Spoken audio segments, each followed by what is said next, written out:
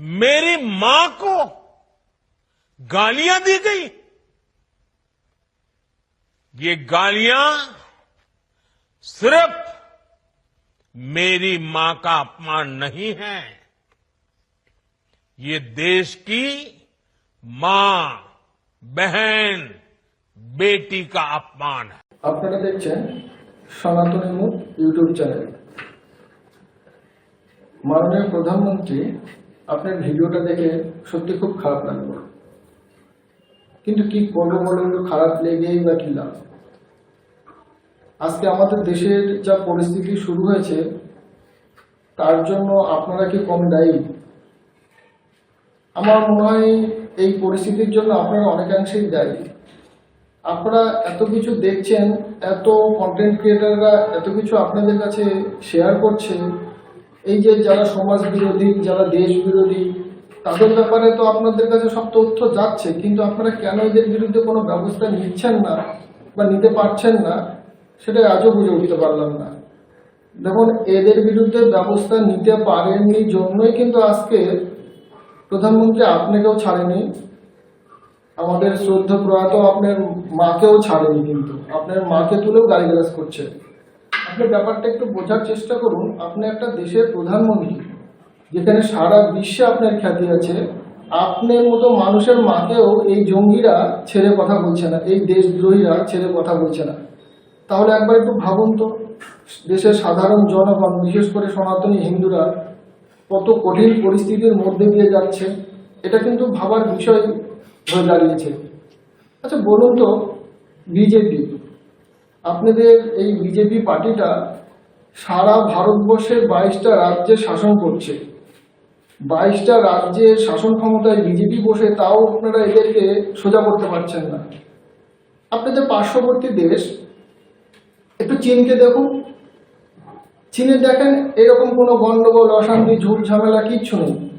তার কারণ চীনের যে কমিউনিস্ট সরকার আছে, এরা কিন্তু শক্ত হাতে, বিশেষ করে শক্ত হাতে সোশ্যাল মিডিয়াকে নিয়ন্ত্রণ করছে, সাংবাদিকদের নিয়ন্ত্রণ করছে, যার যা ইচ্ছা সে তাই বলতে পারে না, যার জন্য কিন্তু চীনে কোনো গন্ডগোল নেই, অশান্তি নেই, ঝুট ঝামেলা নেই। আমাদের চোখে কিন্তু পড়ে না।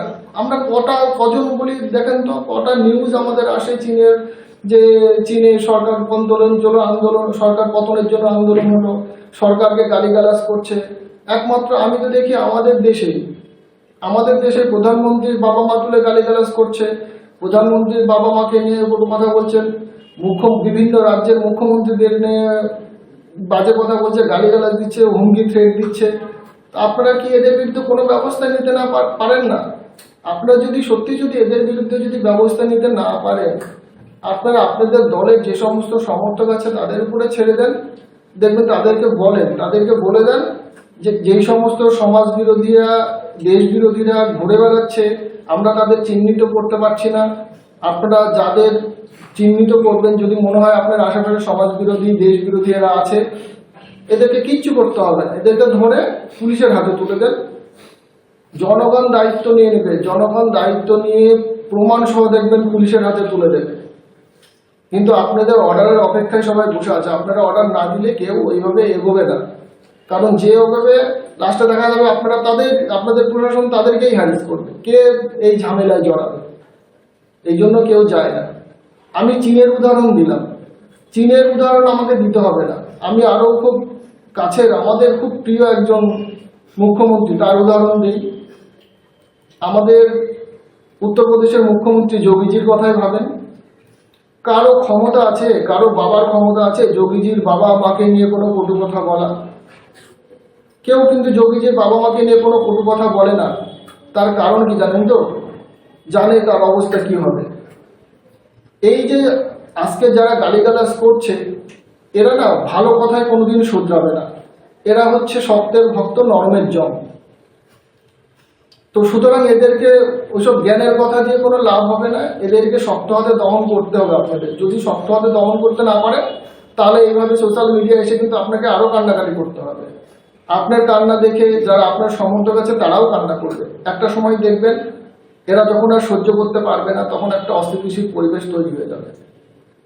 আমাদের বেঙ্গলের বেশ কয়েকজন আছে যাদের কথা না বললেই নাই। বেঙ্গলের কয়েকজন ইউটিউবার আছে এবং তাদেরকে আমি খুব শ্রদ্ধাও করি, তাদের কথা না বললেই না। শফিকুল ইসলাম আরামবাগ টিভির এবং মানব গুহ দ্য নিউজ বাংলার, এরা কিন্তু বারবার এদেরকে সাবধান করেছে, সচেতন করার চেষ্টা করেছে, এরা কিন্তু সংশোধন হয়নি। বিশেষ করে আমি দুইজনের কথা না বললেই না, শফিকুল ইসলাম এবং আমাদের সবার শ্রদ্ধেয় কাজী মাসুম আক্তার স্যার, এনাদের যে সম্প্রদায় আছে, এই সম্প্রদায়ের জন্য, এই সম্প্রদায়কে সংশোধন করার জন্য, যে মূল স্রোতে ফিরে আসার জন্য বারবার কিন্তু এনারা বোঝানোর চেষ্টা করেছেন, কিন্তু এরা কিন্তু এদের কথা শোনে না, উল্টো এনাদেরকে ভুল বোঝেন। এই সম্প্রদায়টা উল্টো মানে এনাদেরকে ভুল বোঝে, এরা ভুল পথে চালিত। এরা কোনোদিন সংশোধন হবে না, কারণ এদের ভেতরে সত্যি প্রকৃত শিক্ষা নেই। এরা কিন্তু ওই যতদিন পর্যন্ত এরা মাদ্রাসা শিক্ষায় শিক্ষিত থাকবে, যতদিন পর্যন্ত এই মাদ্রাসাগুলো থাকবে, ততদিন পর্যন্ত আপনারা এদের কোনোদিন সংশোধন করতে পারবেন না। আর মাননীয় প্রধানমন্ত্রী, সমস্ত রাজ্যের মুখ্যমন্ত্রীদের কাছে আমার একটা আবেদন থাকবে যে আপনারা দেশের ভেতরে বিভিন্ন ধর্মের জন্য বিভিন্ন শিক্ষা প্রতিষ্ঠান রাখবেন না। অর্থাৎ আমি যেটা বলতে চাইছি সেটা পরিষ্কার করে বলি, ধরেন কোনো একটা নির্দিষ্ট সম্প্রদায়ের জন্য আলাদা শিক্ষা প্রতিষ্ঠান, এগুলো তুলে দিতে হবে। হিন্দুদের জন্য আলাদা কোনো শিক্ষা প্রতিষ্ঠান যেমন থাকবে না, মুসলমানদের জন্য কোনো আলাদা শিক্ষা প্রতিষ্ঠান থাকবে না। যতদিন এই আলাদা শিক্ষা প্রতিষ্ঠান থাকবে, ততদিন দেখবেন ওই শিক্ষা প্রতিষ্ঠানগুলোর শিক্ষা দেওয়ার নাম করে জঙ্গি তৈরি হবে। আপনারা এই সমস্ত শিক্ষা প্রতিষ্ঠানগুলোকে বন্ধ করে দিন। এমন শিক্ষা প্রতিষ্ঠানকে আপনারা কোনোদিনই অ্যালাউ করবেন না। বরং কম্বাইন্ড স্কুল, কলেজ, ইউনিভার্সিটি, যেখানে সব ধর্মের লোকজন, সব ধর্মের ছেলেমেয়েরা পড়াশোনা করবে, যখন সব ধর্মের স্টুডেন্টরা পড়াশোনা করবে, যখন সব ধর্মের টিচাররাই থাকবে, তখন কিন্তু এই জিনিসটা কেউ করতে পারবে না। তাই আমাদের দেশের যে সমস্ত আইন কানুন বা যেভাবে চলছে, যদি এইভাবে চলে, আপনি কোনোদিনই কন্ট্রোল করতে পারবেন না। আপনাকে আমি আসলে জ্ঞান দিচ্ছি না মাননীয় প্রধানমন্ত্রী, এটা আপনি আমাকে জ্ঞান হিসাবে নেবেন না। এটা আমাদের কাছে যেটা মনে হয়, আমরা তো সাধারণ মানুষ, আমাদের সাধারণ মানুষ হিসাবে যে জিনিসগুলো আমাদের চোখে পড়েছে সেইগুলো তুলে ধরার দায়িত্ব মনে করেছি, তাই আপনার সামনে আমরা এটা তুলে ধরলাম। তো ভুল বুঝবেন না, আরো সচেতন হন, আপনি খোঁজ খবর নিয়ে দেখুন। এরা সত্যি, আমি যাদের কথা বলছি, এরা কোনোদিন সভ্য সমাজে ফিরে আসতে পারবে না যতদিন পর্যন্ত না এদেরকে শক্তভাবে দমন করবে। এদের জন্য কোনো সিম্প্যাথি দেখিয়ে আর লাভ নেই। আজ এই পর্যন্ত, সবাই ভালো থাকবেন, সুস্থ থাকবেন।